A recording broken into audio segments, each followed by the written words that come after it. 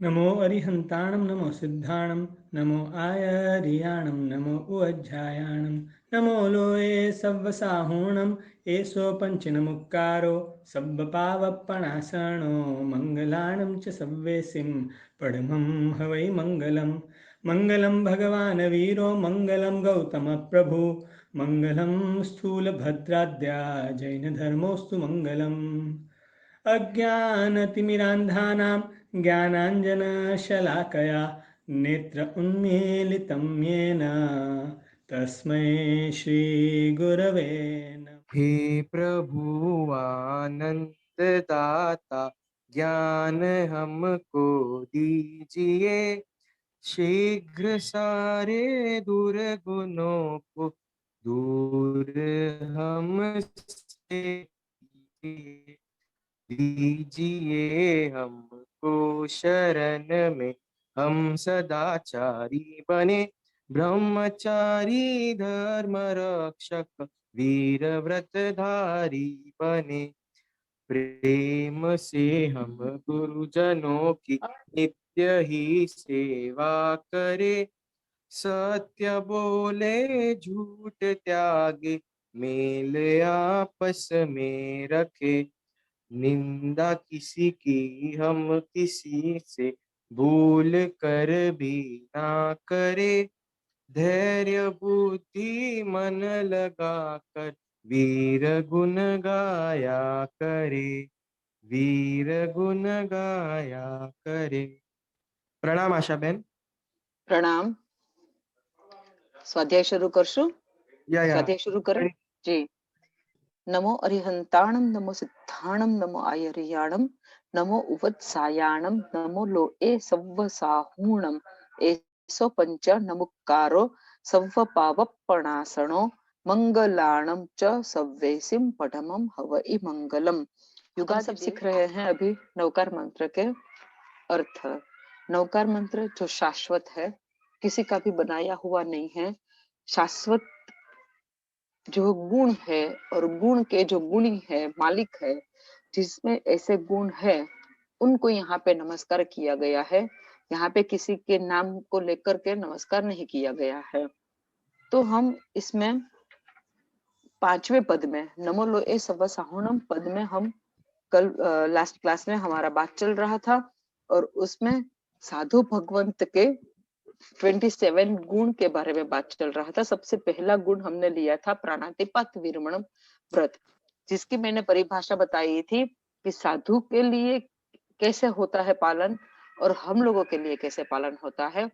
तो साधु जी को मन वचन काया से ना करेंगे, ना कराएंगे और ना ही उसका अनुमोदन करेंगे। और हम लोग के लिए क्या होता है कि करेंगे नहीं, कराएंगे नहीं, लेकिन अनुमोदना के पाप से हम बच नहीं सकते हैं। इसके बारे में हम लोग ने काफी डिटेल से बात किया था। प्राणातिपात विरमण व्रत के बारे में बात करते करते हमने पृथ्वी का अपकय तेउकय वो सब एकेंद्रिय जीवों की हिंसा से हम कैसे बच सकते हैं वो बताया था।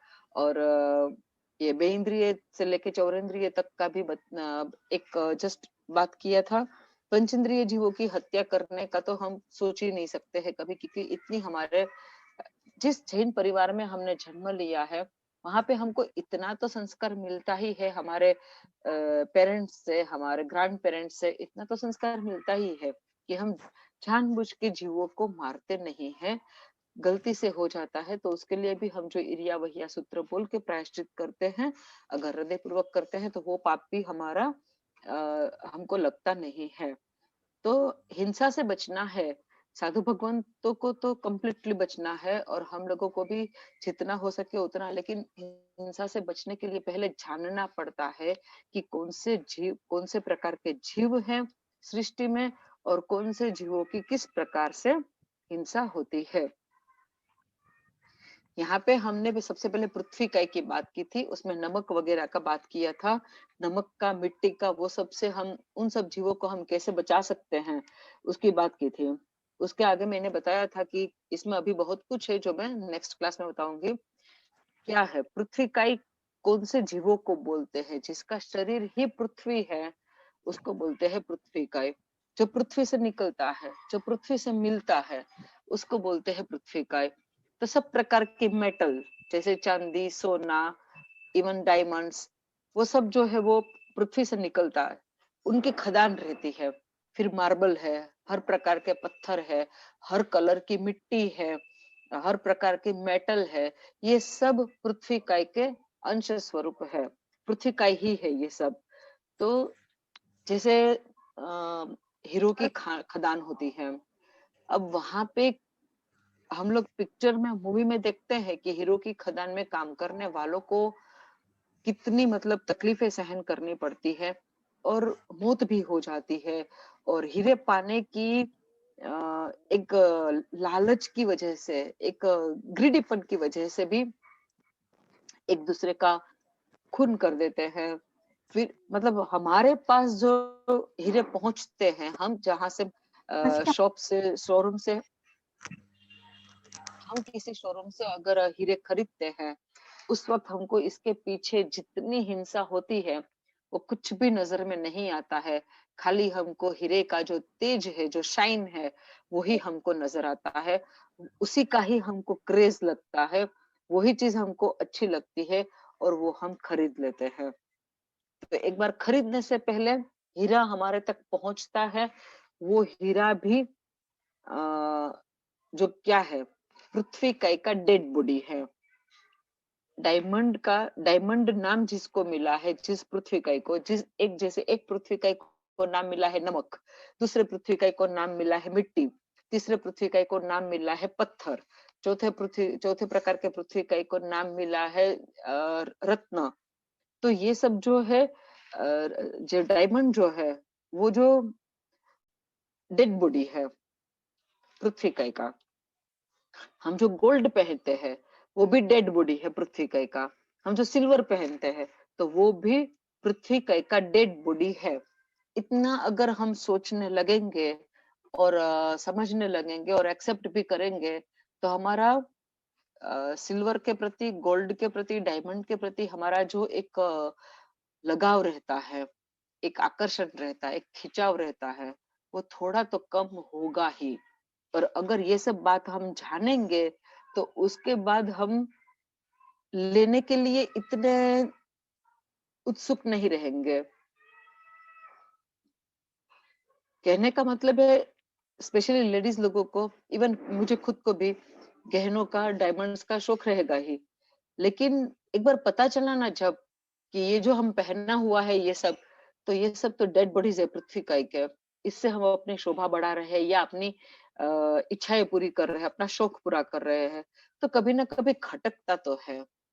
इसलिए अगर जानेंगे तो कहीं ना कहीं अटकेंगे, रुकेंगे, खटका आएगा। लेकिन जानेंगे ही नहीं तो हमको कैसे पता चलेगा कि हम क्या कर रहे हैं और क्या हमको, हम क्या पहन रहे हैं। इसलिए ये सब जो है वो ये पृथ्वी का के एग्जाम्पल्स है। चांदी, सोना, रत्न, नीलम, मणि, माणिक जो भी है, ये सब कुछ, मोती तो है, वो तो कैसे उत्पन्न होता है आप लोगों को भी पता है। काफी टीवी में काफी कुछ दिखाते हैं, यूट्यूब में बहुत कुछ दिखाता है। आपको जो चाहिए, जो देखना हो कि इसका प्रोडक्शन की प्रक्रिया क्या है, आप देखोगे तो पता चल जाएगा कि मोती के लिए लिटरली वो जो खास प्रकार के जो जीव होते हैं उनको पूरा ये बीच में से ऐसे करके फिर उसका इस तरह से करके मोती निकालते हैं। कभी ना देखा हो तो यूट्यूब में सर्च करके देख लीजिएगा, उसके बाद मोती भी पहनने का मन नहीं करेगा।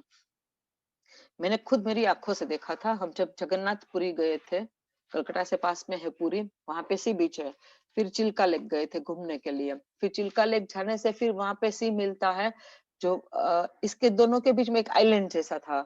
अब आइलैंड पे गए ना तो वो जो मछुआरे जैसे लोग है ना, वो हम लोग के पीछे पीछे घूम रहा था। तो मैंने ऐसे ही जिज्ञासा से पूछा कि आप क्या लेके घूम रहे हैं, तो फट से वो बैठ गया, उसने वो निकाला, पानी के अंदर रखा हुआ था। तो इसका मतलब तो यही हुआ कि वो जीव थे, नहीं तो पानी के अंदर क्यों रखेंगे।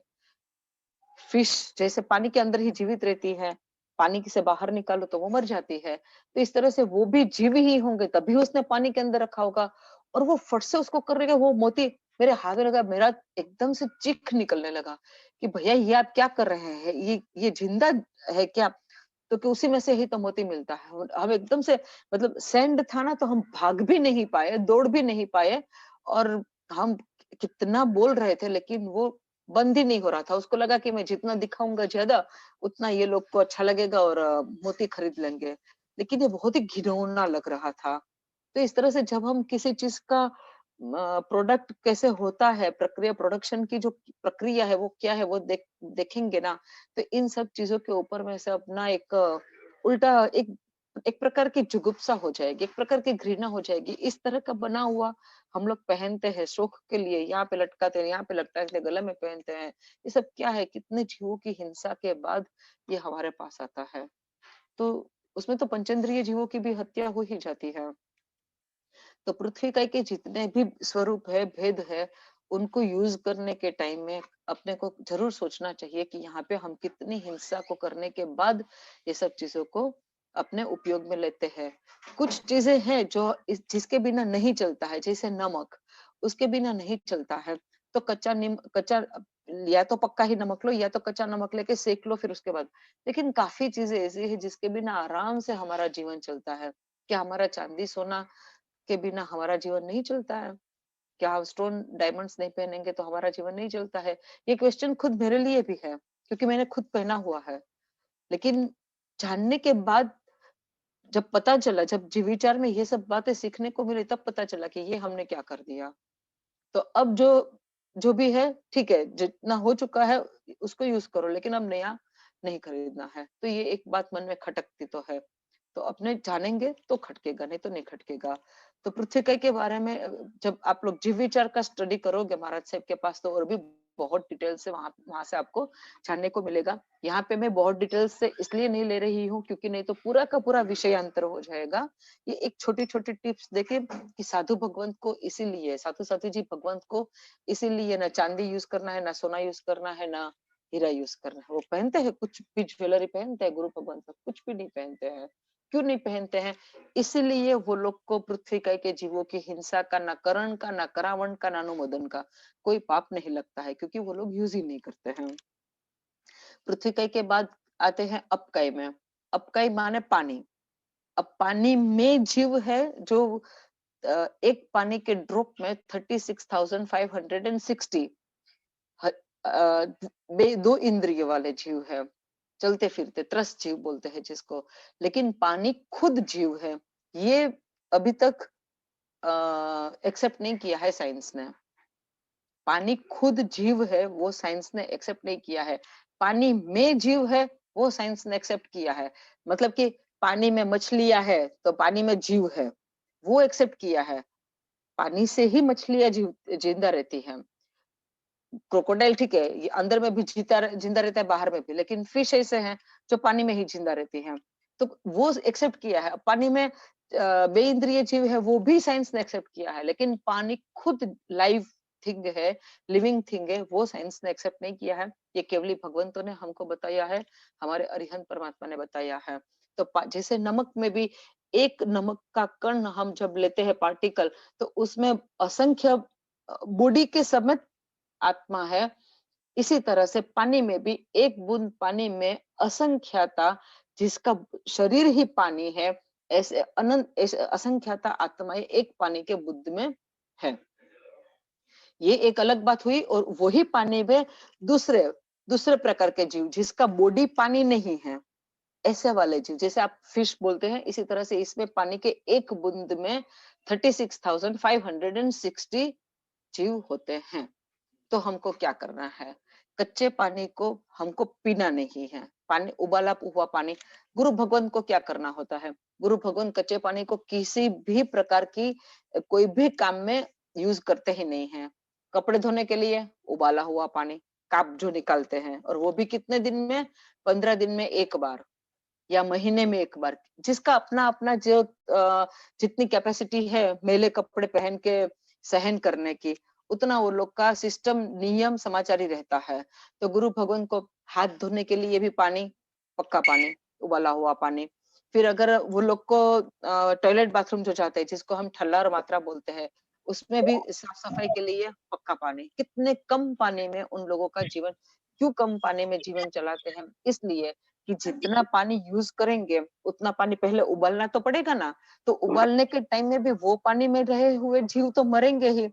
तो ज्यादा विराधना तो होती ही है, इसलिए उबाला हुआ पानी भी कम से है, जितना जरूरत है उतनी ही मात्रा में करने के लिए वो लोग का ये कपड़ा धोने का काम ये सब जो है वो 15 दिन महीने में। और एक समुदाय के बारे में मुझे पता है, जिसमें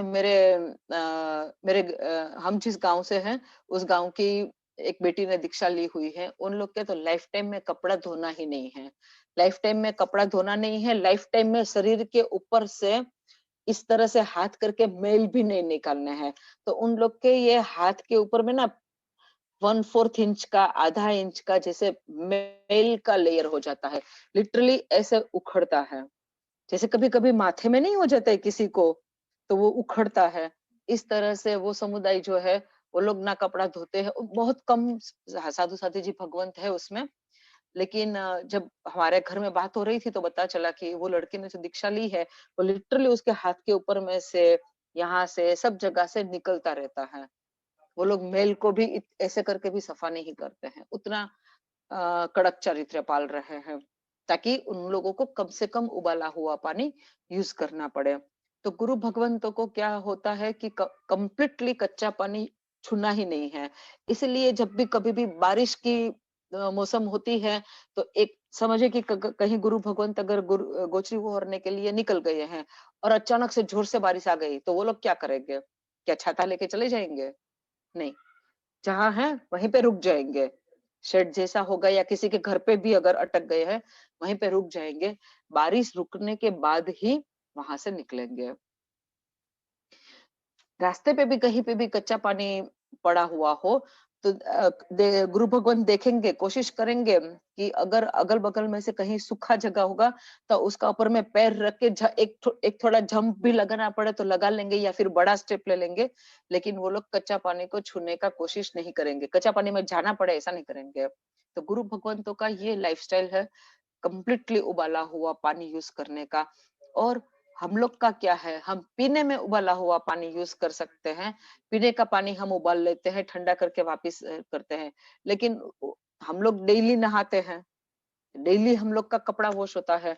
हम लोग के तो टॉयलेट बाथरूम भी कमोड सिस्टम वाले हो गए। पहले के जमाने के जैसा तो रहा नहीं कि भारत से लोग जैसे वाड़े में जाते, हम लोग का तो रहा नहीं है सिस्टम। तो हम लोग में वहां पे कहाँ पे हम उबाला हुआ पानी यूज करेंगे? तो हमारा क्या होता है, हम अ, कच्चा पानी हम लोग यूज करते ही हैं, इसलिए उसकी हिंसा से हम बच ही नहीं सकते हैं। खाली पूरे दिन में अगर हम एक मटका या 5 लीटर 10 लीटर पानी जो हम पीने में यूज करते हैं, उसी को ही खाली हम उबाल लेते हैं। हमारा खाली इतना ही हम अपकाई के जीवों की विराधना में हम इतना ही बच सकते हैं। लेकिन हमको और बचना है तो क्या करना चाहिए? अपकाई के जीवों की विराधना से बचने के लिए क्या क्या करना चाहिए? घर में ठीक है, आपको पानी पीने का जरूरत पड़ता है, हाथ धोने का जरूरत पड़ता है, वॉशरूम जाओ फ्लश करने का जरूरत पड़ता है, ठीक है। लेकिन शावर में नहीं नहाओ तो चलेगा। नल में ये क्या बोलते हैं, फिल्टर लगा दो, गरनी लगा दो, छलनी लगा दो और बाल्टी और टम्बलर लेके नहाओ। तो वहां पे क्या होता है, शावर में क्या होगा, बिना छाना हुआ पानी आएगा, नल में छान के पानी आएगा। एक अपने को अपने घर में एक यहाँ पे हम यूज कर सकते हैं, बच सकते हैं। क्योंकि पानी छानने से क्या होता है, एक बूंद में जो 36,560 जीव जो है उसकी रक्षा हो जाती है। वो हमारे बाल्टी वाले पानी में नहीं आते हैं। छना हुआ पानी यूज करने से उन जीवों को हम बचा सकते हैं। अब हमारा क्या रहता है, खाली पानी का जो जीव है उसको, उसकी हिंसा से हम नहीं बच पाते, लेकिन एक हिंसा से हम बच गए हैं। दूसरा चीज हम ये कर सकते हैं, कहीं पे भी हम जाए अगर घूमने के घर से बाहर निकले तो अपना छाना हुआ पानी का बोतल साथ में लेके चलेंगे, ताकि हमको कभी भी प्यास लगे तो बाहर में बिन छाना हुआ पानी ना यूज करना पड़े। और कितने दिनों का भी पानी हो वो भी ना यूज करना पड़े। तो जब भी हम बाहर निकले, हमारी बैग, हमारा पर्स या जो भी होता है उसमें हमारे छाने हुए पानी की बोतल हमको लेके जाना चाहिए। उबला हुआ पानी पियो तो सबसे अच्छा है, लेकिन अगर उबला हुआ पानी नहीं पीता हो तो एटलीस्ट बिना छना हुआ पानी ना पीना पड़े, इतना तो हम उपयोग रख ही सकते हैं। तीसरी चीज क्या कर सकते हैं, वाटर पार्क नहीं जाएंगे। चौथा चीज, क्योंकि वाटर पार्क में तो पूरे के पूरे जीवों की हिंसा ही होती है, और क्या होता है। चौथा क्या कर सकते हैं, क्रूज में नहीं जाएंगे। पांचवा, बोटिंग नहीं करेंगे। वहां पे हम कच्चे पानी की विराधना से बच जाएंगे। एक होता है बोटिंग, एक होता है वाटर पार्क, और एक होता है क्रूज। ये तीन में ना जाए तो हम एक अपकाई के जीवों की विराधना से बच सकते हैं। ठीक है, 5-6 टिप्स अब पानी के जीवों को बचाने के लिए। उबाला हुआ पानी पियो तो सबसे अच्छा। अगर उबाला हुआ पानी नहीं पीते हो तो एटलीस्ट किसी भी जगह में बिना छाना हुआ पानी यूज मत करो। और छोटी छलनी भी जो आती है वो भी अपने पर्स में साथ में रख सकते हो। जब आप ट्रैवलिंग में हो, एयरपोर्ट पे जाओ, फ्लाइट पे जाओ, या तब आप जितना पानी घर से ले जा सकते हो उतना ठीक है। लेकिन आगे ट्रैवलिंग में तो आपको कहीं ऐसे तो छाना हुआ पानी मिलेगा नहीं। आप बिस्लरी, आप वही पानी लेंगे, पानी का बोतल लोगे। तो जब आप पानी का बोतल में से ग्लास में निकाल के पानी पियो, डायरेक्टली मत पियो। ग्लास में निकाल के पियो तो वो छोटी छलनी रहती है, उससे छान लो, छान के पानी पियो। ये भी आप कर सकते हैं और करना चाहिए। थोड़ा उपयोग रखेंगे तो हम बहुत सारे पाप से बच सकते हैं। हमको ये सब करने के टाइम में क्या होता है ना, एक तो प्रमाद आ जाता है, या तो भूल जाते हैं, या लगता है कौन इतना करेगा, चल बाहर निकल के तो करता है। लेकिन हमको कभी भी परमात्मा की आज्ञा याद नहीं आती है।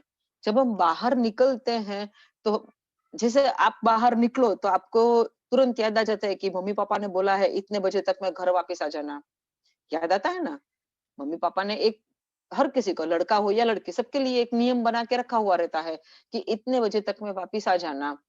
अच्छा, इधर उधर मत जाना, कोई ऐसी जगह होगी वहां पे मत जाना, थोड़ा रिस्की एरिया है, सुनसान एरिया है। ऐसी सब टिप्स, ऐसी सब बातें पर हमको पेरेंट्स बोलते हैं। हमारे एल्डर सिस्टर ब्रदर है, वो भी हमको बताते हैं।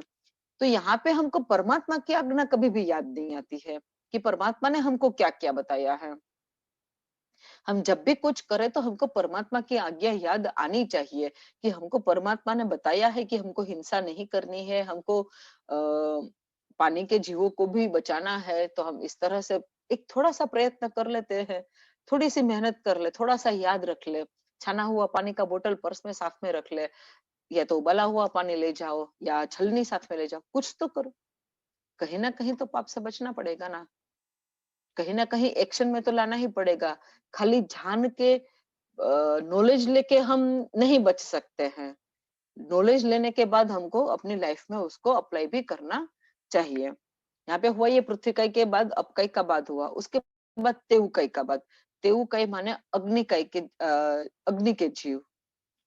अग्नि माने हर प्रकार का अग्नि। उसमें जैसे गैस चालू करते हैं, गैस चालू करने के टाइम में अनुकूल वातावरण मिलने से ही तुरंत अग्निकाय के जीव प्रकट होता है।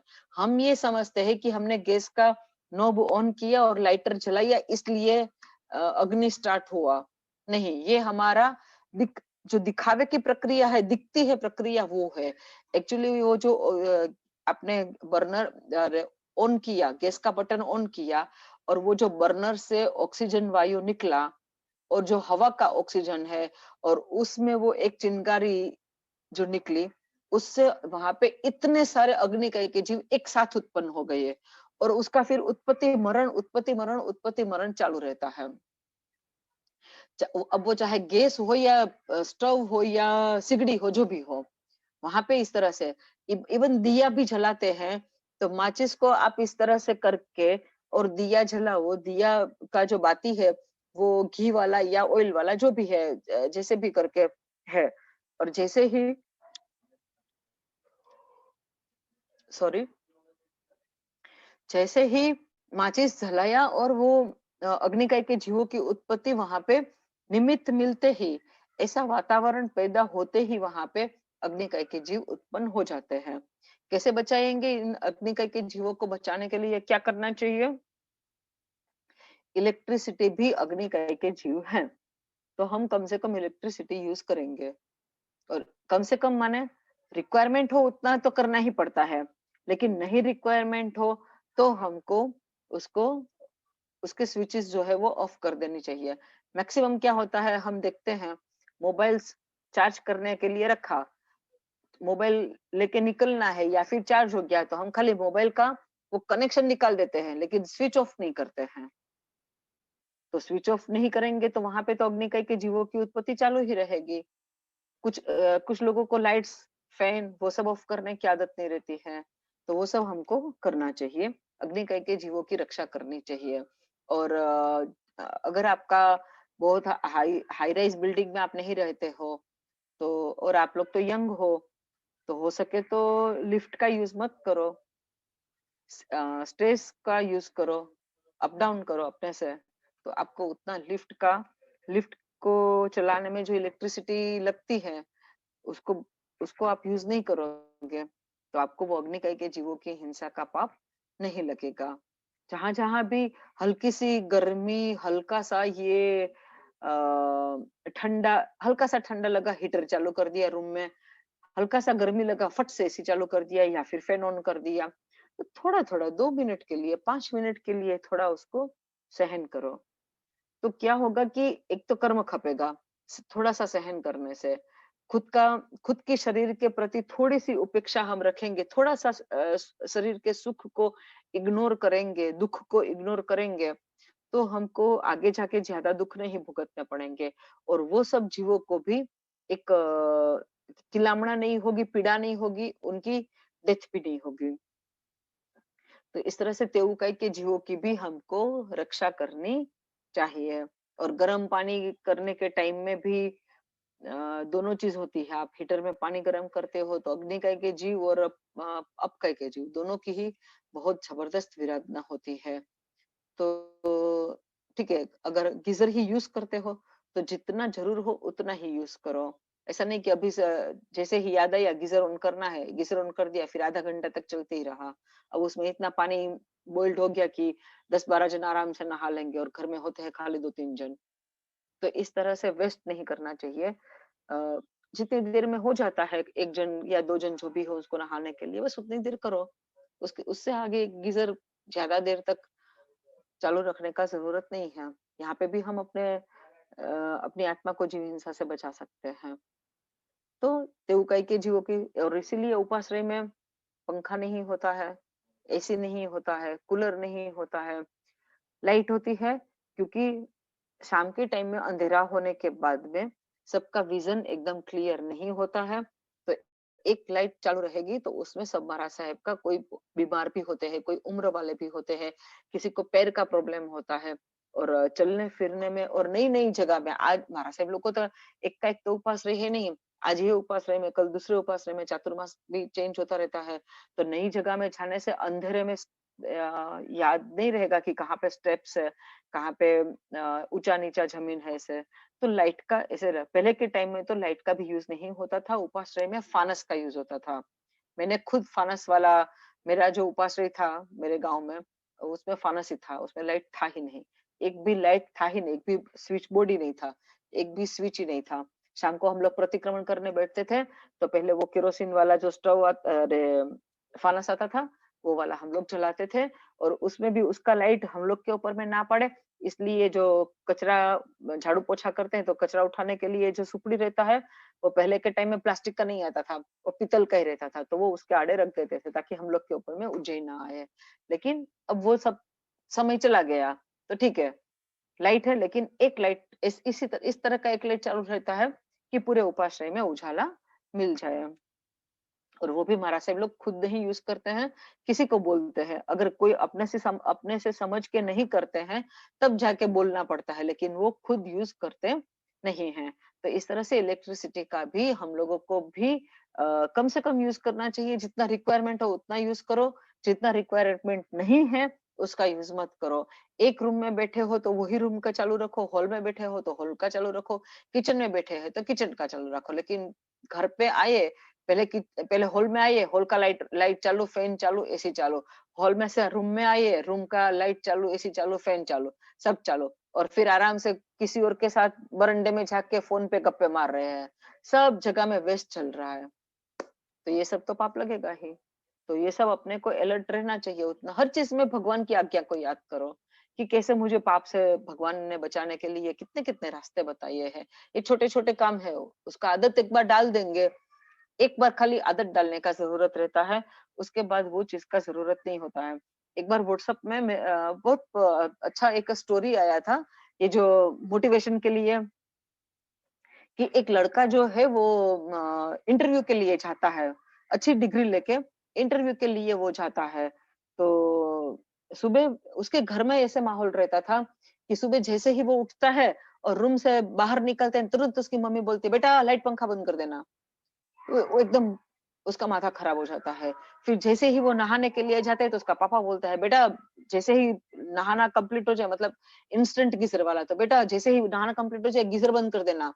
तो उसको लगता था जैसे जाने के टाइम में गेट बंद करो ये वो। तो उसको इतना इरिटेशन होता था कि हर चीज में ये लोग टोकते हैं, एकदम घर से जैसे परेशान हो गया था।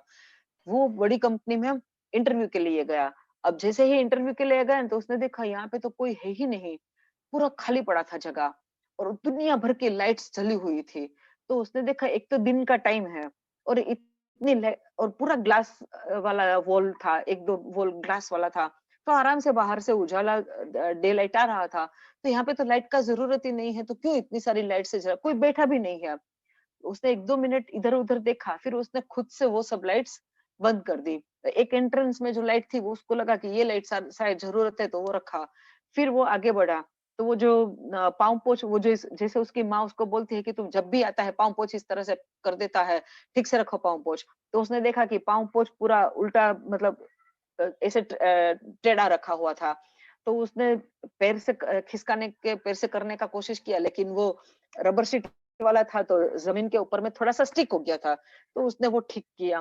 फिर उसके बाद आगे गया तो पानी बेसिन था हाथ धोने के लिए, तो वहाँ पे धीरा-धीरा पानी जा रहा था। उसको उसकी माँ का बात तुरंत दिमाग में बैठा, पानी तो बंद कर, ब्रश करता है खाली इधर घिसता रहता है और पानी बंद नहीं करता है। तो उसने वो पानी का नल बंद कर दिया। जाते वो ऐसे करते-करते वो सीधा इंटरव्यू जहाँ चल रहा था वो रूम में गया। वहाँ पे 2-3 इंटरव्यू के लिए बैठे थे लड़के, और जो जाता था अंदर में, आधा मिनट में बाहर निकल जाता था। इसको लगा यहाँ पे ऑलरेडी किसी का फिक्स हो चुका होगा, ये लोग खाली दिखावे के लिए कर रहे हैं इंटरव्यू, सगे रिश्तेदारों में जॉब दे दिया होगा। वो उसका जब टर्न आया ना, तो उसको सीधा खाली 2-3 सवाल पूछ ले और इसको सीधा एम्प्लॉयमेंट के लिए लेटर दे दिया। तो उसने पूछा कि आप लोगों ने मुझे इसे कुछ पूछा नहीं, ये लोग तो खाली आधा मिनट में निकल गए है, तो क्या ये समझ में नहीं आया हमको? तो बोले बेटा, जो तू एंटर से आया और जो तू करते करते आया ना, ये तेरे तेरे से पहले 50-100 आ गई है, किसी ने नहीं किया, इसलिए उन लोगों को खाली आए, देख लिया, निकाला, आया, देख लिया, निकाल लिया। उन सबकी जो सब पेपर्स लेके आते हैं ना, डॉक्यूमेंट सब होता है, ये सर्टिफिकेट, वो सर्टिफिकेट, ये डिग्री का कोर्स, ये डिग्री का कोर्स, सब जेरोक्स लेके जाना पड़ता है ना, सब डस्टबिन में डाला है। लेकिन खाली तेरा हमने, क्योंकि वो लोग को तो सीसीटीवी कैमरा से सब देखते हैं, तो उन्होंने देखा कि खुद का नहीं था, ऑफिस का बिल्डिंग खुद का नहीं था, खुद को इलेक्ट्रिसिटी का बिल भी नहीं भरना पड़ा था। लेकिन उसने देखा कि ये सब वेस्ट ऑफ मनी है, इतनी लाइट्स का जरूरत ही नहीं है, एक भी लाइट होती तो चल जाएगा क्योंकि डे लाइट इतना मिल रहा है, तो उसने सब लाइट्स बंद की। फिर उसने पाँव पोछ को भी ठीक किया, फिर उसने पानी को भी बंद किया। तो उसके और भी 2-3 बात थी, मुझे इतना याद नहीं है। तो ये सब चीजें देखो, पेरेंट्स बोलते थे उस वक्त, उसको कच-कच लगता था, टक-टक लगता था कि पेरेंट्स बोलते रहते हैं। लेकिन उन्हीं बातों से उसकी आदत बनी थी कि अब तो रूम से बाहर निकलो, लाइट्स ऑफ करो, पाँव पोंछ, शूज, सॉक्स सब ठीक से रखो, इधर सॉक्स उठता है, उधर शूज उठता है, तो इस तरह का नहीं होता है।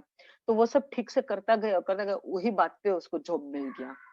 और जब उसको जॉब मिला और उसने पूछा कि आप लोगों ने मुझे जॉब क्यों दिया, तब जो इंटरव्यू ले रहे थे उन्होंने बताया, कंपनी के ओनर्स ने, कि ये सब जो तू करते है ना इसलिए, और तुझे ये कहाँ से सीखने को मिला।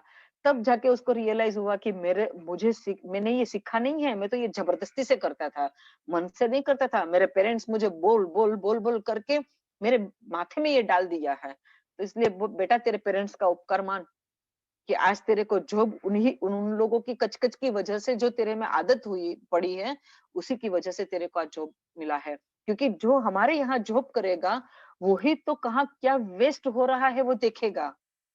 हमारे यहाँ जो जॉब करेगा, हमको तो जॉब ही उसी चीज़ का देने का था कि उसको जो बंदे को ये पता हो कि कहाँ वेस्ट जा रहा है, वहाँ पे वो चीज़ वो क्लोज़ करे।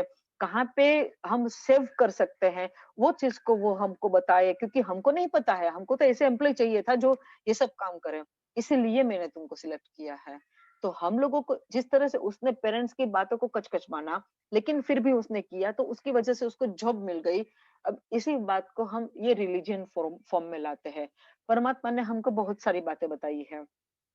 छोटी-छोटी बातें को हम अगर कच-कच की तरह मानेंगे, मतलब कि कच-कच, परमात्मा की बात को हम कच-कच नहीं बोलेंगे, लेकिन क्या बोल सकते हैं कि हर काम में जैसे कुछ ना कुछ करना पड़ेगा, अगर जैनिज़्म को फॉलो करना है तो। खाने के टाइम में बोलो मत, ये मत करो।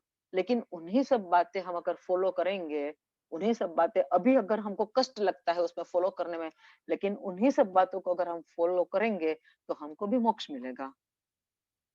है ना? सीधा हिसाब आएगा। परमात्मा की बात को मानते-मानते चाहे छोटे-छोटे स्टेप में आगे बढ़ेंगे, लेकिन वो रास्ता जो है ना, वो मोक्ष मार्ग की ओर ले जाने वाला है। हमारी आत्मा का कल्याण करने वाला वो रास्ता है, और इसलिए वो रास्ते पे चलने के लिए हमको एक बार परमात्मा की बहुत सारी बातें जो हम धीरे-धीरे सुनते, एक साथ तो सब नहीं कर पाएँगे। धीरे-धीरे जैसे-जैसे सुनते जाएँगे, जहाँ-जहाँ से मिलेगा, गुरु भगवंतों से, प्रवचन में से मिलेगा, जैसे यहाँ पे अपने स्वाध्याय करते हैं, उसमें से भी सीखने को मिलेगा। तो उन्हीं बातों को याद करते-करते हम अपना लाइफ़स्टाइल को चेंज करेंगे। परमात्मा की आज्ञा के हिसाब से हम थोड़ा भी हमारा लाइफ़स्टाइल करेंगे, तो भी ये जन्म में इतना करेंगे, तो अगले जन्म में और ज़्यादा करने के लिए अनुकूल वातावरण मिलेगा, अनुकूल घर मिलेगा, अनुकूल फैमिली मिलेगा, सब अनुकूल मिलेगा।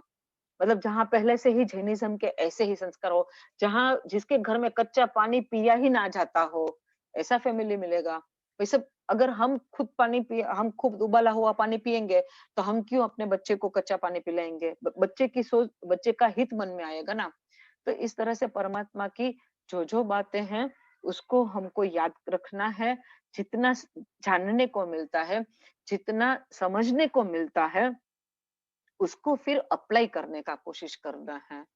और हो सके तो आप जो फॉलो कर सके ना, उसको नोट डाउन कीजिए। जैसे लास्ट टाइम बताया था, उसमें से आप जितना फॉलो कर सकते हो, क्योंकि सब चीज याद नहीं रहेगा, कुछ नोट डाउन करना पड़ेगा कि हाँ, ये बताया था, तो ये मैं कर सकती हूँ, ये मैं कर सकता हूँ। वो हम नोट डाउन करेंगे तो हमारे फिर उसमें उसको कुछ कुछ दिन में चेक भी करो कि जितना मैंने नोट डाउन किया था, उसमें से मैं कितना फॉलो कर पाती हूँ।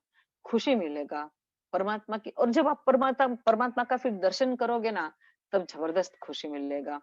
मतलब एक परमात्मा के साथ बात करने का मौका मिलेगा कि भगवान, मैं तेरी आज्ञा थोड़ी-थोड़ी लेकिन मान रहा हूँ। तो वो एक, कभी आप इमेज करोगे ना, तो दिखेगा कि परमात्मा के चेहरे पे भी खुशी है। आप माँ पेरेंट्स की बात मानोगे, तो पेरेंट्स के चेहरे पे जैसे खुशी आती है ना, इसी तरह से परमात्मा की आज्ञा को मानोगे, तो परमात्मा के चेहरे पे भी खुशी दिखाई देगी।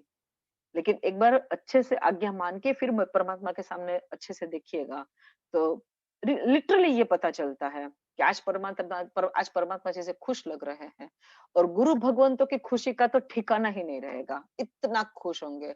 आप एक आज्ञा को फॉलो करने का शुरुआत करोगे, और गुरु भगवंत को बताओगे, जिनसे आप लोग धर्म पामे हैं, जिनसे आप लोग इतना अच्छे से ये फील्ड में आए हैं, रिलीजियस फील्ड में आए हैं, तो उनको आप जब बताओगे कि हम लोगों ने ये शुरू किया है कि हमको अब से ये इस तरह से करना है, तो पक्का वो, मतलब इतना आशीर्वाद मिलेगा कि एक निस्वार्थ भाव से, गुरु का नहीं तो हमसे क्या लेना देना है। गुरु, आप लोगों को जिस गुरु ने जो भी सिखाया, जो भी बताया, उससे उसको क्या फायदा मिला? फायदा तो आप लोग के जीवन में आएगा ना, आप लोग अप्लाई करोगे तो आपके जीवन में आएगा। लेकिन आपको जितना खुशी मिलेगा, उससे कई गुना ज्यादा खुशी गुरु के चेहरे पर दिखने को मिलेगा। तो हमको इस तरह से गुरु की, भगवान की आज्ञा को ध्यान में रखते अपना लाइफस्टाइल थोड़ा-थोड़ा करके चेंज करने का कोशिश करना चाहिए, और उसके उसमें आगे बढ़ना चाहिए। तो यहाँ पे आज मैं प्राणातिपात विरमण व्रत को यहाँ पे कंप्लीट करती हूँ। दूसरा गुण है मृषावाद विरमण व्रत, माने झूठ नहीं बोलना है। यहाँ पे देखिए ये बताया है, झूठ नहीं बोलना है। ये नहीं कहा है परमात्मा ने कि सत्य ही बोलना है। ये दो बात में अंतर है। मृषावाद विरमण, झूठ बोलने से रुको। इसका मतलब ये नहीं है कि हमको सत्य ही बोलना है। क्यों? क्योंकि कभी-कभी हम सच बोलने जाते हैं ना, तो सामने वाले का मन घायल होता है। कुछ बातें कड़वी होती हैं। सामने वाले को बोलने जाओ तो उनको तकलीफ होती है। सामने वाले को तकलीफ हो ऐसा वचन परमात्मा ने बोलने के लिए मना किया है। तो कैसा बोलना है? मितकारी, हितकारी, प्रितकारी। ये 3 विशेषण दिया हुआ है। कैसा बोलना है? मितभाषी बनना है, मीठा बोलना है। हितकारी, जो सामने वाले का जो कल्याण हो जिसमें, हित माने कल्याण, जो कल्याण हो सामने वाले का ऐसा बोलना है। और प्रियकारी, उसको अच्छा भी लगना चाहिए। तीनों चीजों को याद रख के हमको बोलना है। तो पहले हमको झूठ नहीं बोलना है, ये बहुत ही आसान बात है, इसमें मुझे कुछ समझाने का जरूरत नहीं पड़ेगा। झूठ नहीं बोलना है माने झूठ नहीं बोलना है। अब सिंपल सा भी झूठ नहीं बोलना है। मतलब आप हो घर पे और आप फ्रेंड लोग के साथ बाहर जाना है, में हम तो पहुंच गए हैं, तुम कहाँ हो? तो ये एक मजाक मजाक का जो झूठ होता है ना, ये क्या कर, इसमें कोई पाप नहीं लगता है, लेकिन वो क्या होता है ना, इससे झूठ बोलने की जैसे आदत पड़ जाती है। तो यहाँ पे अपने को एक रुकना चाहिए कि हमको झूठ नहीं बोलना है। अब आपको एक अब कैसा बोलना है, सत्य भी बोलना है तो कैसा बोलना है, इसका मैं एक एग्जांपल देती हूँ। साधु भगवान की बात लेते हैं। साधु भगवान पहले के जमाने में जंगल में, या समझिए कि अभी विहार कर रहे हैं, ठीक है? और कुछ एनिमल्स वहां से पास हो गए और कोई शिकारी निकला, शिकार करने वाला कोई निकला, और वो पूछेंगे कि क्या सब एनिमल्स दाया लेफ्ट राइट में गए हैं? तो वो अगर मौन रहेंगे तो अच्छी बात है, लेकिन वो जबरदस्ती करेगा, नहीं बताइए, अब बताइए कहाँ पर है, तो वो बोलेंगे लेफ्ट गए हैं, क्योंकि एनिमल्स गए हैं राइट। अगर वो सच बोलेंगे तो वो उसके पीछे जाएगा और किसी ना किसी को मारेगा। इसलिए क्या बोलेंगे गुरु भगवंत? लेफ्ट गए हैं, या कुछ भी बोल देंगे। तो यहाँ पे गुरु भगवंत ने एक्चुअली बोला है झूठ, लेकिन इसके पीछे का भाव क्या है? वो जीवों की रक्षा करना, वो जीवों को बचाना। तो ऐसा सत्य नहीं बोलना है गुरु भगवंतों को भी, कि जिससे किसी का जीव चला जाए। तो वही बात हम लोगों को भी लागू पड़ती है कि हमको ऐसा सच नहीं बोलना है कि जिससे किसी की इज्जत चली जाए।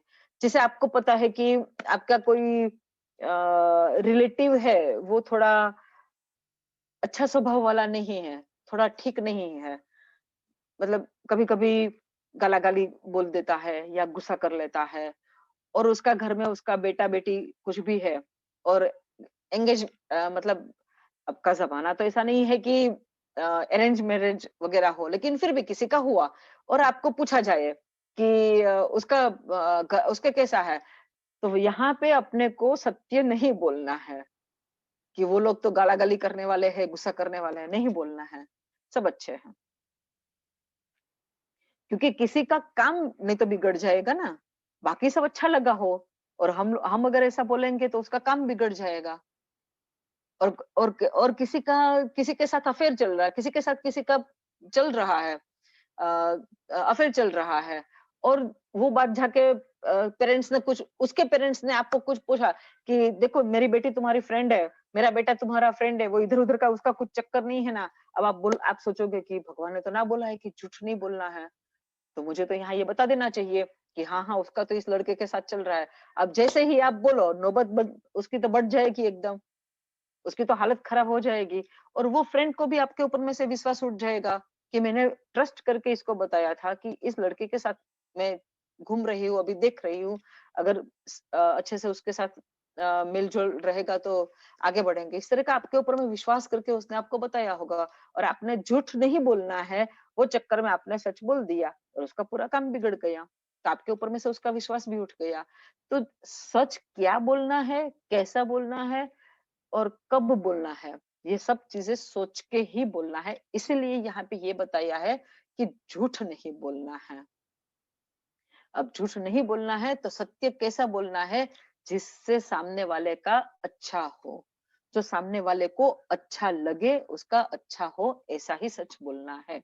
वो गुरु भगवंतों के लिए भी ये नियम है, और हम लोगों को भी ये सब बातें बहुत ही अच्छे से समझ के इसके ऊपर में चलना होगा। कि काफ़ी कभी-कभी क्या होता है ना कि देखिए कोई जॉइंट फैमिली में अगर रहता है और किसी की कुछ बात पता चली, अब बाहर जाके किसी ने कुछ पूछा कि ये कैसे है? आप तुम्हारी आंटी जो है वो कैसी है या तुम्हारे अंकल जो वो कैसे हैं? तो वो सीक्रेट बता दिया और सीक्रेट बताने से फिर सब सब संप चला गया, सब काम बिगड़ गया। किसी को किसी के ऊपर में कोई ट्रस्ट ही नहीं रहा। तो इस प्रकार का सच सच बोलने से तो काम बिगड़ जाता है। इसलिए झूठ नहीं बोलना है और सच भी कब बोलना है, कैसे बोलना है, ये खास ध्यान में हम लोगों को भी रखना चाहिए। उसके बाद तीसरी चीज़ आती है अदत्ता दान विरमण व्रत। अदत्त माने जो हमको किसी ने दिया ही नहीं हो, ऐसी चीज़ को हम ले लेते हैं, तो वहाँ पे हमको अदत्ता दान का माने कि चोरी का पाप लगता है।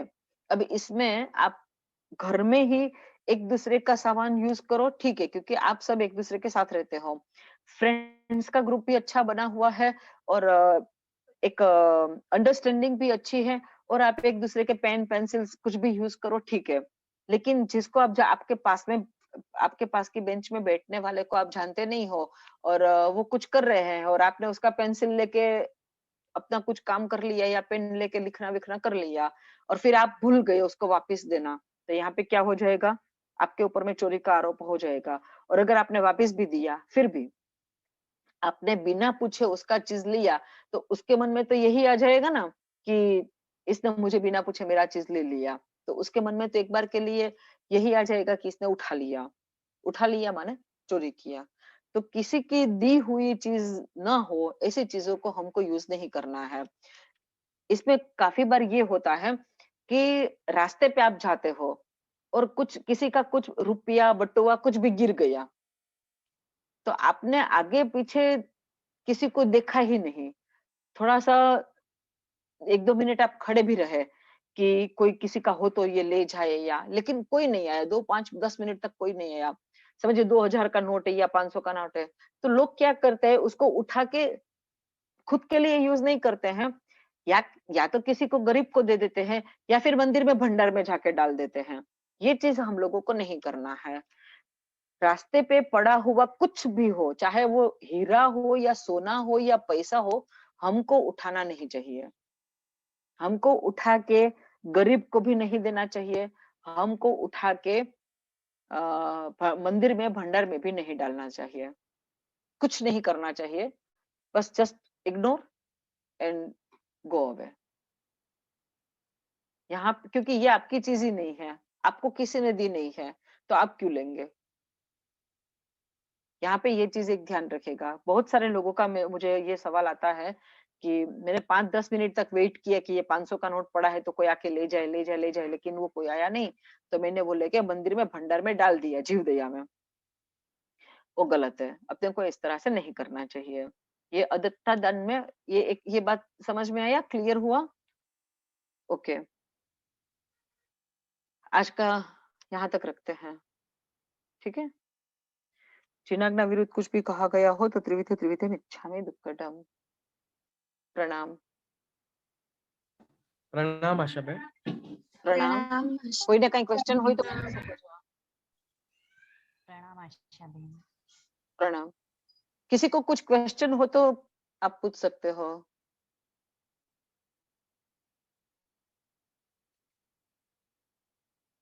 ओके. प्रणाम. सर्वथा सहु सुखी थाओ, पाप ना कोई आचरो, राग द्वेष ति मुक्त थईने, मोक्ष सुख सहु जगवरो.